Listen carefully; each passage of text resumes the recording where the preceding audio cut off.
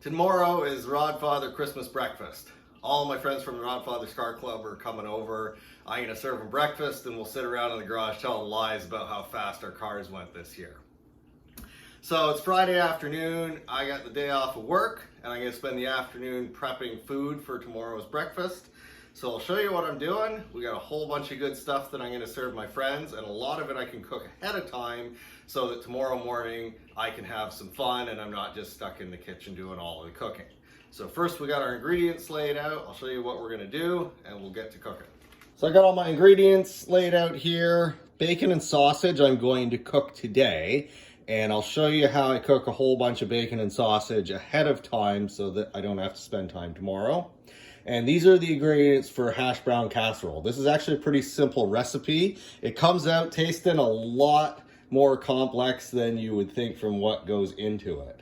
We got cheese, we got onions. I like onions in mine, but that's kind of optional. Salt and pepper, a cream soup. In this case, I'm using cream of chicken, but you can use basically any cream soup, and hash browns. So cooking a whole bunch of sausage or bacon is actually quite simple. You can do it in the oven on a cookie sheet. I like to cover mine with parchment paper. It makes cleanup a whole lot easier. If not, you'd have to grease this.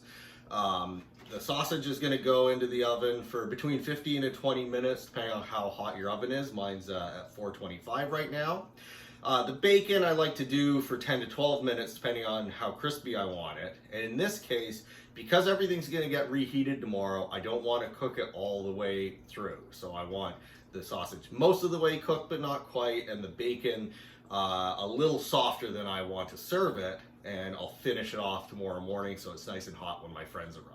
So start with a layer of parchment paper, and then we'll spread the sausages out here.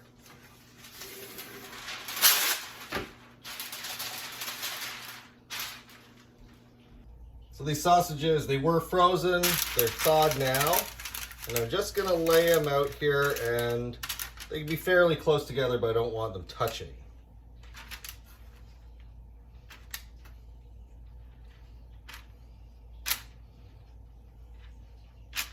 Lay these all out like little soldiers. I think I can do this in 2 batches. But if it took 3, that's all right. The nice part about cooking them in the oven is you can go off and do something else for those 15, 20 minutes while they're cooking. You got time to go grab a cold beer or something.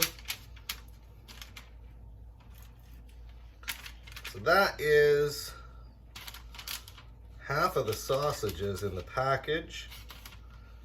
I got space, so I might as well put a few more on here. Stand up, guy.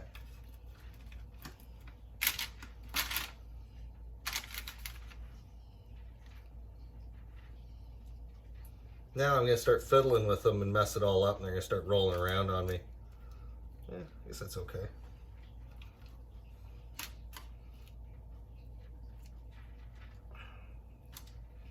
Okay.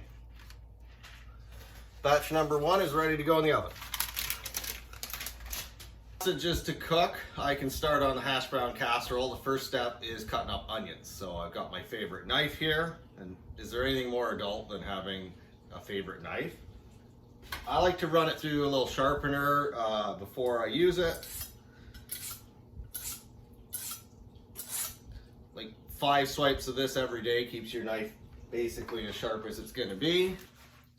Having a sharp knife is actually safer than having a dull knife. If you have a dull knife, you'll end up trying to force it a lot of times, and that's when it can slip and cut yourself. Also, if you cut yourself with a sharp knife, although it might cut a little deeper, it'll be a nice clean cut, whereas a really dull knife will give you more jagged cuts. So sharp knives in the kitchen is actually a good thing.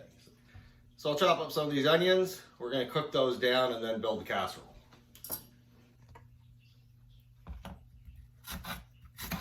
So I'm cutting up my onions pretty small for this recipe.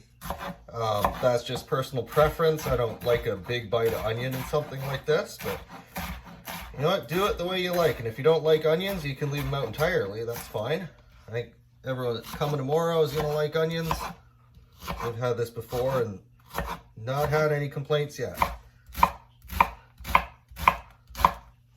Okay, so I'm over here at the stove. My onions are all cut up and now it's time to cook them. Of course, I'm using a cast iron frying pan. This is actually a fairly new one, so I'm still working on the seasoning. So the more stuff I cook in this, the better it's going to be. Onions are actually going to help this out. We're going to go on a heat a little below halfway like that. There's already a little bit of oil in this pan.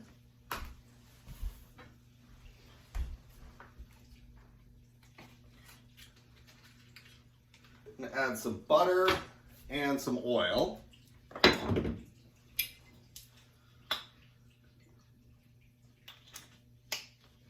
And I can add some more if I need it while I'm cooking. With the cast iron pan, you don't want to put stuff into it cold. So the butter's already starting to melt, so we're getting a little bit of heat going.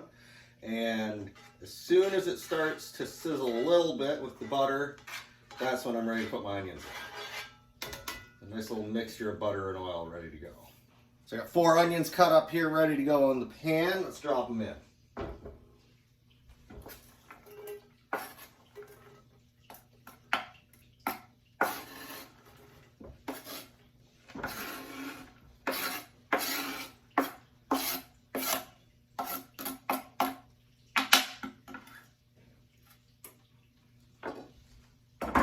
Spread these out a little bit.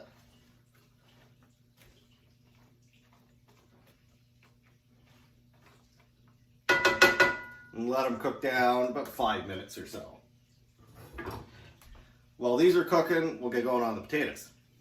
So I live in Canada and I can't find frozen shredded hash browns anywhere. They just don't sell them where I live. If I go over the border, which is like 15 minutes away, they got them everywhere. So these are hash browns in a box. They're like dried ones. And you fill this box up with boiling water and they turn into hash browns. These are made with real potatoes, or so it says, made with 100% real potatoes. I gotta trust the box. This guy wouldn't lie to me. And these work fantastic in this casserole. So I'm gonna make up 6 boxes of these because I'm making 2 batches of this. And then they sit for 12 minutes and then they're ready to go in.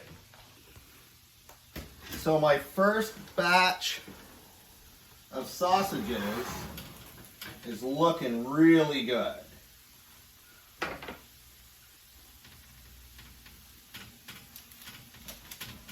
I want to let these go like about 3 or 4 more minutes.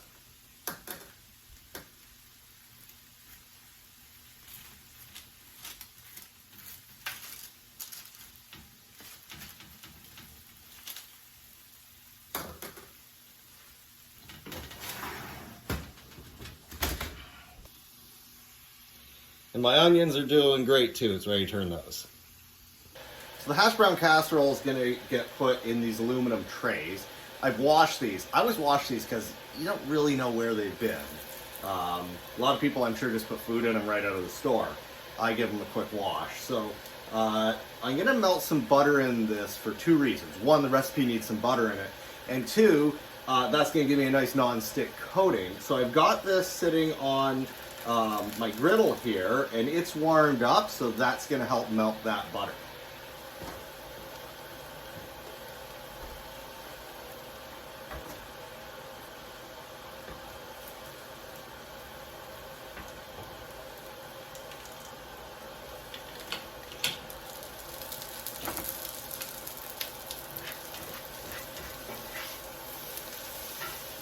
Oh yeah.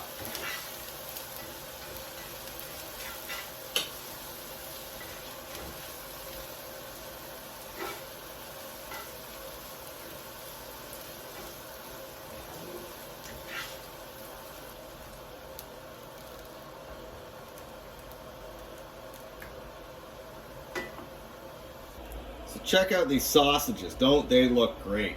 I'm going to put them in a tray, and then I'll put a new fresh piece of parchment paper down here and cook the rest of the sausages.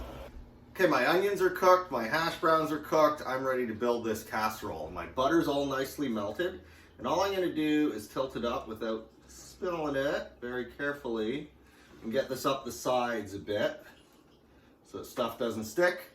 Now we mix. I'm making 2 of these casseroles, so I'm going to be using about half of the onions and half of the cheese I got. And basically it all just gets mixed together, and then you bake it in the oven. This one's gonna go in the fridge until tomorrow. If I was eating it today, I would throw it right in the oven. Might not need all these. You know, 3 will do.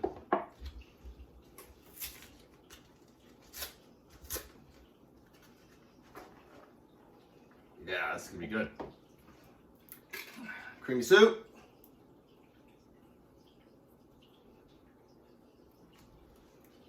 Get all that goodness out of there. I don't want to waste anything.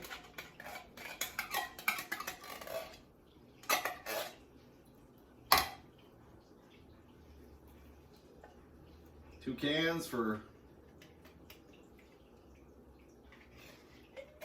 double the fun.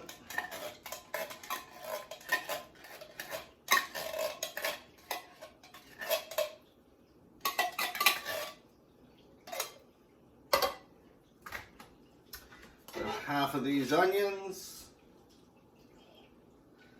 See if I can do it without making too big of a mess. It's about half.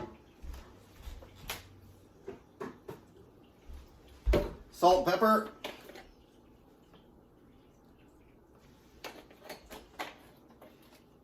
Probably a lot of salt already in there with all the butter, so I won't go crazy on this.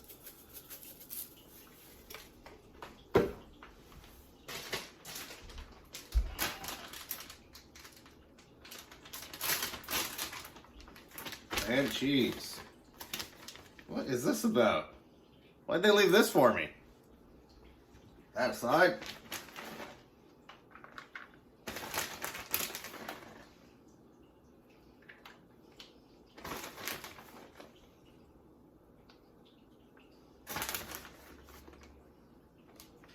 Now it all gets mixed together.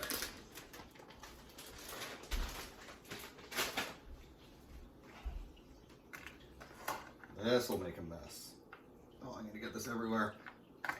Maybe not.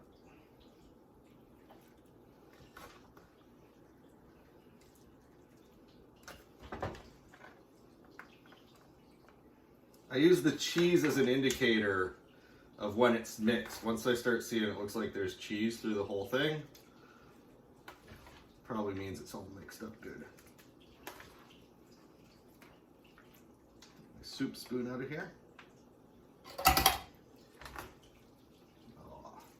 This is going to be delicious.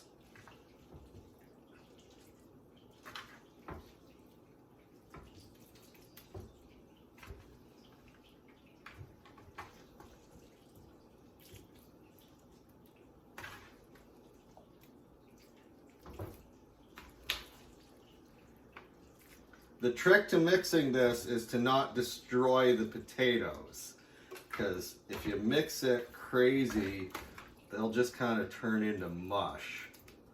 You don't want that.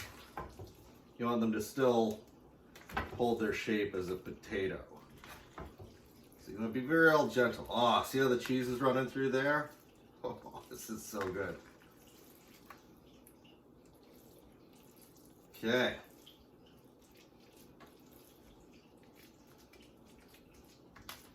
I'm really happy with this. I'm going to make another one, let them cool down, and then throw them in the fridge for tomorrow.